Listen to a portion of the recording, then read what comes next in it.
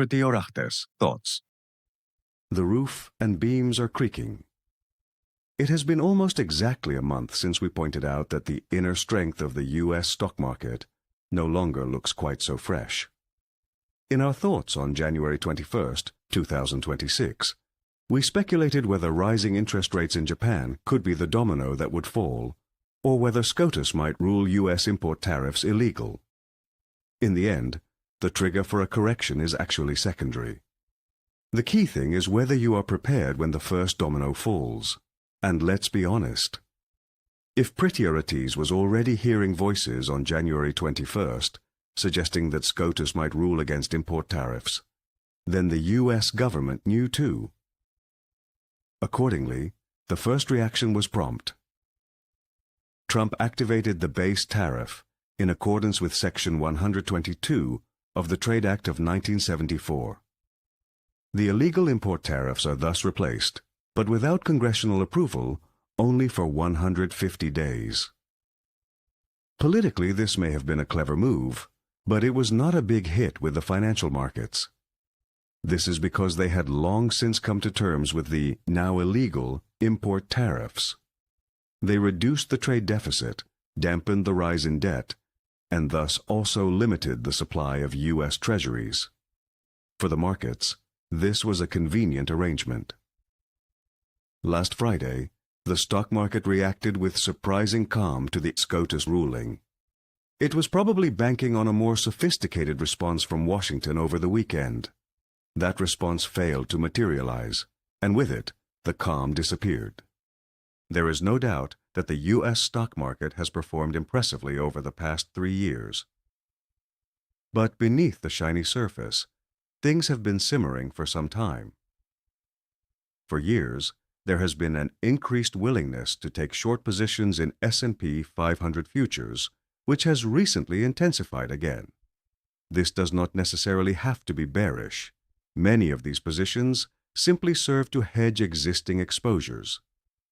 But it shows that investors are no longer sleeping as soundly as they used to. In fact, so-called smart investors have not really taken a negative position so far.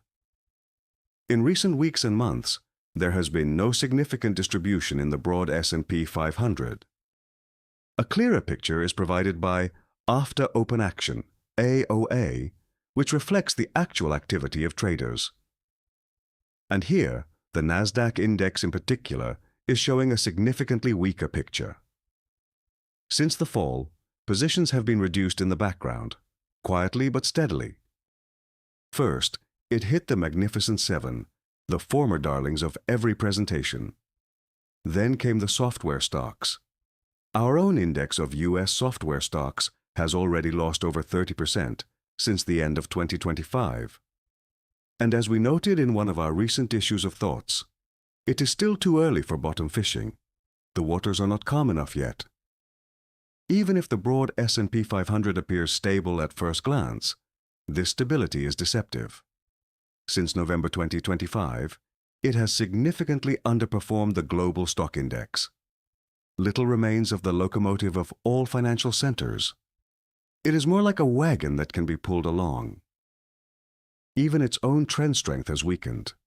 This may not be immediately apparent in terms of points, but it is clear in structural terms. It's like an apple that is rotting from the inside. It still shines on the outside, but inside it looks different. A market can remain at a high level for a long time, as long as positive sentiment carries it. Negative news is relativized, classified, or simply ignored. But it is precisely this sentiment that is beginning to shift. Since the end of the year, it has been neutral at best. Now it seems to be noticeably clouding over. And that is the moment when investors suddenly become willing to part with positions they had just defended. There is no longer any tailwind from the economic side either. The latest data does not provide oxygen for the bulls. On the contrary, it takes it away. And without oxygen, even the strongest market becomes short of breath. The SCOTUS ruling may not come as a surprise, but it does increase uncertainty. However, we believe the geopolitical factor of Iran is even more significant. Last year, The nuclear issue seemed to have been settled with the U.S. attack. But the recent buildup of U.S. military forces in the region tells a different story. Iran should not be underestimated. Russia and China are in the background. They have supersonic missiles against which, to our knowledge, there is still no defense. This makes it all the more surprising that the oil market has not yet priced in any significant political risk premium.